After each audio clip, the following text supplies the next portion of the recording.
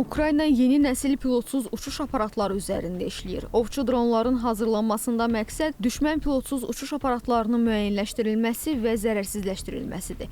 Bloomberg'in məlumatına görə Ukraynanın əsas hədəfi Rusiyanın istifadə etdiyi İran istehsalı Şahid dronlarıdır. Hazırda sırf bu pilotsuz uçuş aparatlarının məhv edilməsini təmin edəcəyi dronlar hazırlanır. Latviyanın Origin Robotics şirkəti də Ukraynaya öz dronlarını göndərir. Bu dronların əsas xüsusiyyəti düşmən pilotsuz uçuş aparatlarının yanında partlamaqdır. Bu yolla pilotsuz uçuş aparatları hücumlarının qarşısı alınır. Yeni pilotsuz uçuş aparatlarına gəlincə isə Ukraynanın 3 şirkəti müasir dronlar hazırlayır.